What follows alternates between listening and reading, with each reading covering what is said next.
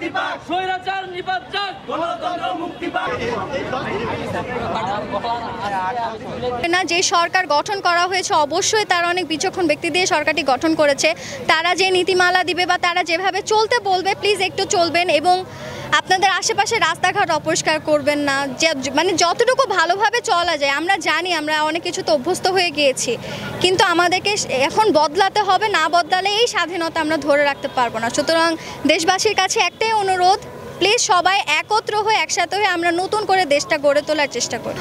ওনাদের উদ্দেশ্যে আসলে বলার কিছু নেই, ওনারা যথেষ্ট বিচক্ষণ এবং ওই কারণেই কিন্তু তারা মন্ত্রিসভায় পদ পেয়েছেন, না হলে কিন্তু তারা পেতেন না।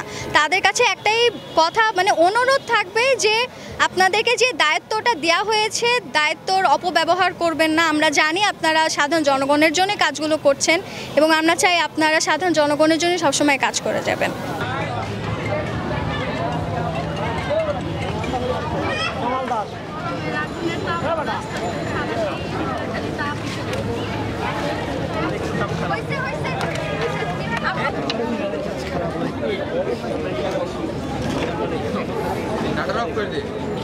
ফোনে ইমরা হুস্কিল লিগে আমি এটা বুঝি না।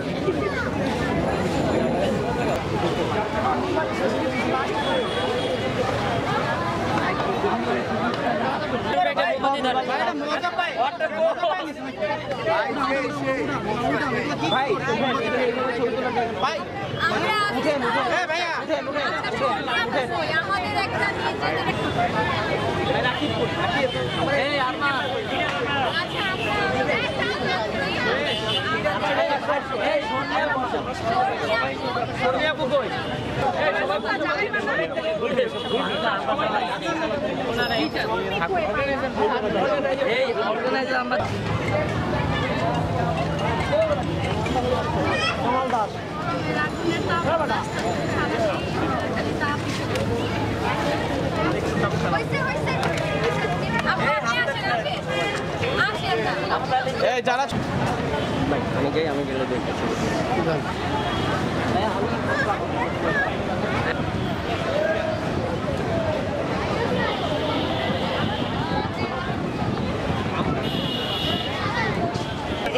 স্বৈরাচার নিপাত যাক, গণতন্ত্র মুক্তি পাক, স্বৈরাচার নিপাত যাক, গণতন্ত্র মুক্তি পাক, স্বৈরাচার নিপাত যাক, গণতন্ত্র মুক্তি পাক, স্বৈরাচার নিপাত যাক, গণতন্ত্র মুক্তি পাক।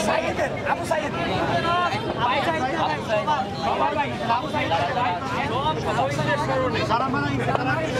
সবার